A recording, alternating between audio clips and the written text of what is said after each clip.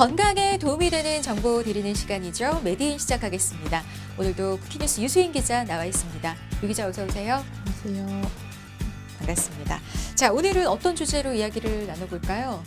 흔히 우스갯소리로 뱃살을 두고 인격이라고 말하기도 합니다. 네. 하지만 뱃살은 인격이 아니라 건강을 해치는 주범인데요. 그 만병의 근원, 복부 비만으로 인해 발생할 수 있는 질환은 굉장히 많지만 특히 남성의 경우 갑자기 늘어난 뱃살이 전립선 비대증과 전립선 암 등의 발생에 영향을 줄 수 있기 때문에 각별한 주의가 필요합니다. 네. 오늘은 중년 남성을 대표하는 질환, 전립선 질환과 뱃살과의 상관관계에 대해 자세히 알아보도록 하겠습니다. 네. 네. 우선 전립선 질환은 중년 이상의 남성들이 많이들 겪고 있는 흔한 질환이죠.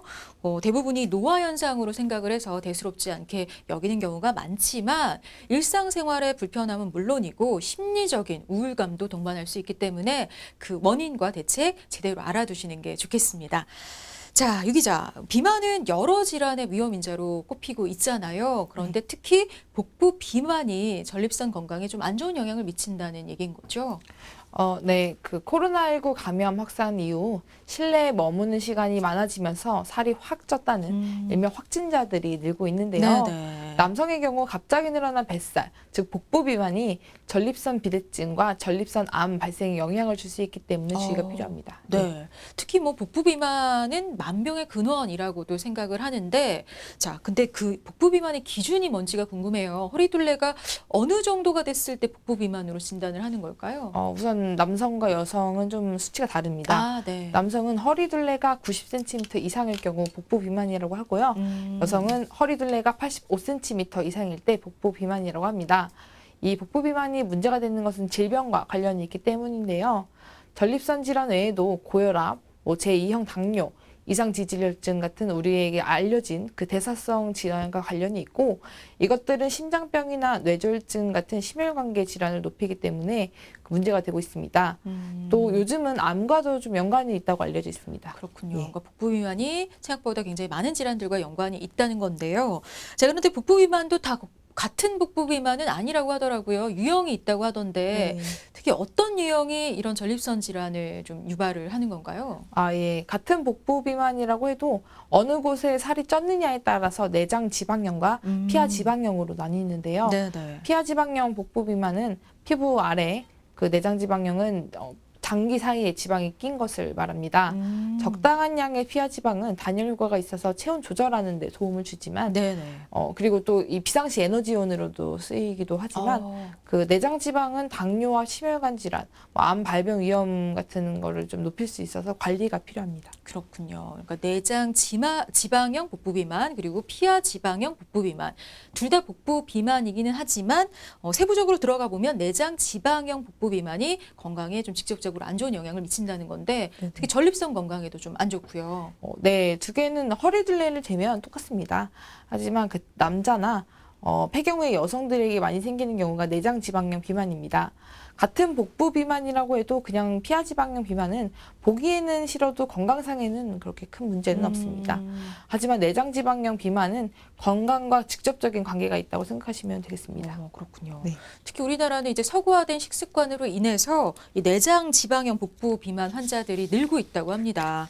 그렇기 때문에 이 내장 지방형 복부 비만과 관련이 있는 30대 이하의 전립선 질환자의 증가폭도 크게 늘고 있다고 하는데요.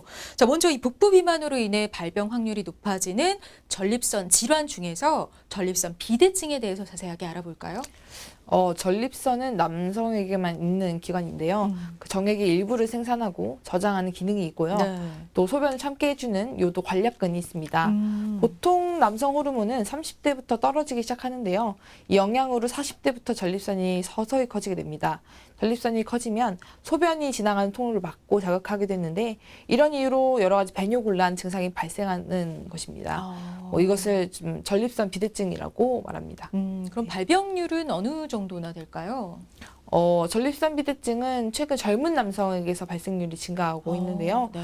건강보험 심사평가원의 통계에 따르면 전립선 비대증으로 병원을 찾는 30대 이하의 환자는 2014년 1만 2,006명에서 2018년 1만 5,997명으로 5년 새 약 33% 증가했습니다. 네. 또 국민건강보험공단의 통계에서 연령대별 진료 인원을 추이를 살펴보면 2012년에서 2017년 연평균 증가율은 20대가 12.6%로 가장 높은 것으로 나타났습니다. 네. 근데 그 원인이 바로 복부 비만과 관련이 있다는 거죠. 예, 비만할수록 전립선 비대증에 걸릴 위험이 좀 큽니다.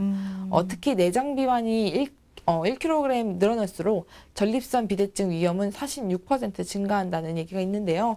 그 원인으로는 복부에 쌓인 내장 지방과 오래 앉아있는 습관, 비만 등이 꼽힙니다. 전립선 비대증은 남성 호르몬과 밀접한 관련이 있는데 이들 요인이 그 호르몬 분비에 영향을 주기 때문입니다. 실제로 서구화된 식습관을 가진 사람들에게서 전립선 비대증의 유병률이 높게 보고되고요. 반대로 채식 위주의 식습관을 하면서 식물이나 채소에 함유되어 있는 식물성 여성 호르몬의 영향으로 그 전립선 증식을 억제할 수 있는 것으로 알려져 있습니다. 네. 자, 그렇다면 전립선 비대증 어떤 증상이 나타날까요? 요배, 출구, 폐쇄로 그 배뇨 곤란, 핍뇨, 빈뇨, 혈뇨 등을 호소하는데요. 네. 그 방광 내 소변의 정체로 인해서 비뇨기계의 감염을 일으킬 수 있습니다. 초기 상태에는 소변 횟수가 평상시보다 증가하면서 특히 밤 수면 시간 동안 2번 이상 일어나게 됨으로써 자연히 잠을 설치게 되고 오줌이 금방 나올 듯 참지 못하게 됩니다. 네. 또 오줌이 곧 나올 것 같으면서도 안 나오거나 소변을 다 놓을 때까지 시간이 걸리고 전에 비해 오줌 주기가 좀 가늘어지고 힘이 드는 증상이 나타납니다. 사람에 따라서는 아랫배나 항문과 음낭 사이에 회음부가 공연히 불쾌하거나 압박감을 느낄 수도 있습니다. 네. 자, 그럼 이런 전립선 비대증 치료하지 않고 방치해두면 어떤 류의 합병증이 좀 나타날 수 있을까요? 반복적인 요로 감염, 방광 결석이 생길 수 있고요. 또 소변을 보고 싶어도 갑자기 소변을 볼 수 없는 급성 요폐가 생길 수 있고 방광이 늘어나는 기능을 할 수 없는 신경인성 방광이나 신장 기능이 망가지는 신부전 같은 합병증이 생길 수 있습니다. 네. 자, 그럼 이런 증상들이 나타나서 병원을 찾아서 이제 전립선 비대증이라는 진단을 받았다. 그럼 어떤 치료를 받게 될까요?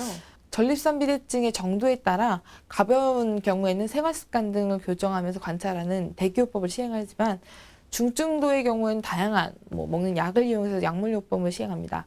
약물요법에 반응하지 않거나 반복적으로 합병증이 발생할 때는 적극적으로 수술적 치료를 고려하기도 하는데요. 최근에는 배를 열어서 수술하는 개복 수술은 거의 하지 않고 내시경 수술을 많이 하고 있습니다. 네. 그리고 내시경 수술에서 사용하는 그 에너지인 레이저가 발달하면서 예전보다는 훨씬 더 큰 전립선 비대증에서도 안전하고 효과적으로 내시경 수술을 진행할 수 있습니다. 네. 그러니까 수술 과정도 굉장히 좀 편해진 만큼 조기에 발견해서 치료만 잘 받는다면 완치할 확률도 높아진다는 건데요. 자, 근데 앞서 말씀하신 대로 가벼운 경우에는 생활 습관을 교정해서 어느 정도 좀 개선할 수 있다는 거잖아요. 네. 자, 그렇다면은 예방하기 위해서 평소 어떤 생활 습관을 갖는 게 좋을까요? 생활 습관 중 가장 중요한 건 아무래도 식생활이 되겠는데요. 네. 평소 육식보다는 채식 위주의 식단을 유지하는 것이 좋고요. 과도한 음주나 카페인 섭취는 삼가하는 게 좋습니다. 규칙적인 운동을 통해 체중을 조절하는 것도 중요한 예방법이고요. 생활 습관 중에서 무엇보다 중요한 것은 소변을 너무 참지 않는 것인데요. 그 소변을 너무 참는 것은 전립腺과 주변 조직에 부종을 유발할 수 있기 때문에 전립선 건강에 치명적일 수 있습니다. 따라서 따뜻한 물로 좌욕이나 반신욕을 하는 것이 전립腺 주변에 그런 순환을 좋게 하고 긴장을 완화하게 하는 데 도움이 됩니다. 딱딱한 의자나 자전거 안장과 같은 곳에 너무 오래 앉아 있을 경우 그 전립선 질환을 악화시킬 수 있기 때문에 1시간 정도 앉아 있게 되면 반드시 한 10분 정도는 스트레칭을 통해서 골반 부위와 전립선 주변에 긴장을 풀어주고 혈액순환이 잘 되도록 하는 게 중요합니다. 네. 그러니까 전립선 비대증을 예방하기 위해서는 무엇보다 생활 습관을 좀 개선하는 게 중요할 것 같습니다. 자, 그럼 계속해서 복부 비만으로 발생하는 또 다른 전립선 질환 중에 전립선 암에 대해서 살펴보겠습니다. 자, 전립선 암 역시 복부 비만이 원인이 되는 건가요? 전립선 암은 발병 원인은 다양하지만 그 중에서도 그 뱃살과의 연관이 깊습니다. 가톨릭대학교 서울성모병원 비뇨기학과 하유신 교수팀이 국민건강보험공단 빅데이터를 이용해 2009년부터 2015년까지 건강검진을 받은 50세 이상의 성인 남성 190여만 명을 대상으로 전립선암 발병과 체중, 허리둘레와의 상관관계를 분석한 결과 그 복부 비만이 없는 남성의 경우 1.1%에서만 전립선암이 발병한 데 비해서 복부 비만이 있는 남성의 경우 5.1%에서 전립선암 발병이 있었습니다.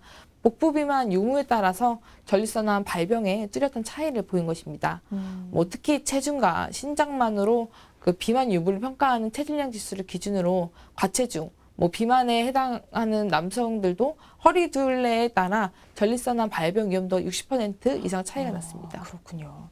국가암 통계 등록 통계를 보면은 남성암 중에 이 전립선암이 위암, 폐암, 대장암에 의해서 4위를 차지했다고 합니다. 게다가 환자 수는 증가 추세라고 하는데요. 이 전립선암 정확히 어떤 질환인지부터 좀 알아볼까요? 네, 전립선암은 전립선에 그 악성 종양이 생기는 병인데요. 2017년 기준 남성이 4번째로 걸리기 쉬운 암입니다.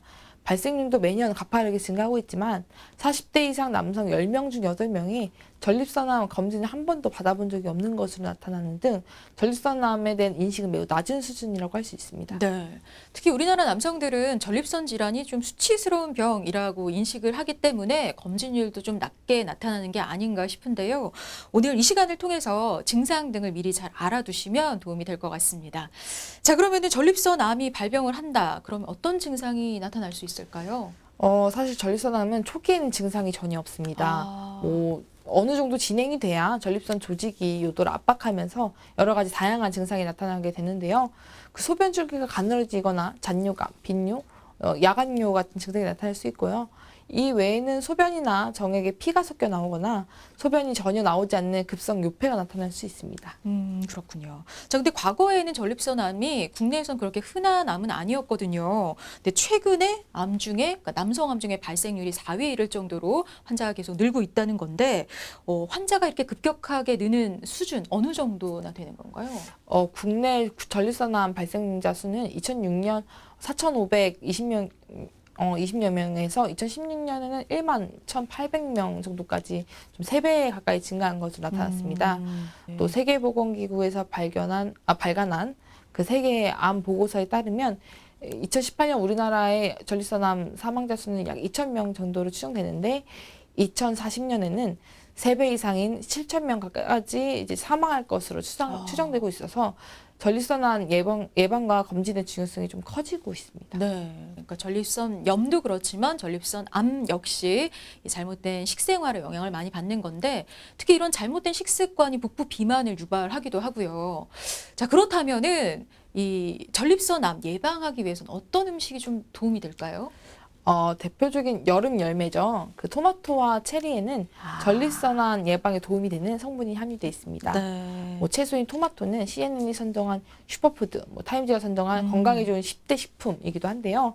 항산화 성분인 그 라이코펜은 남성의 전립선암, 여성의 유방암, 소화기계통의 암을 예방하는 데 도움을 준다고 알려져 있습니다. 네. 또 미국 하버드대 연구팀의 연구 결과에 따르면 토마토를 주 10회 이상 먹은 사람은 주 2회 이하로 먹은 사람에 비해 전립선암에 걸릴 위험이 45%나 낮았다고 합니다. 그렇군요. 자, 그럼 마지막으로 전립선암을 예방할 수 있는 방법 있다면 좀 정리해 주시죠. 전립선암을 예방하기 위해서는 고지방식을 좀 줄이고 꾸준히 운동하는 생활 습관 관리가 중요합니다.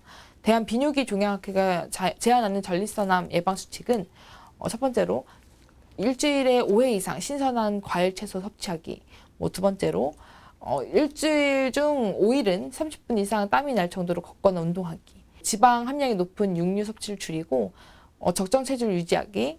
50세 이상 남성은 연 1회 전립선암 조기 검진하기. 가족력이 있다면 40대부터 연 1회 전립선암 조기 검진 등을 하기 등이 있습니다. 네. 네. 정말 이 복부 비만이 전립선 질환의 위험 인자로 이제 입증이 된 만큼 평소에 이 복부 비만이 있는 남성이라면 고지방식을 좀 줄이시고 꾸준한 운동 관리로 생활 습관을 잘 개선하셔서 전립선 질환 잘 예방하시길 바랍니다. 오늘 메디인 여기까지고요. 유수인 기자와 함께했습니다. 유 기자 고맙습니다. 감사합니다.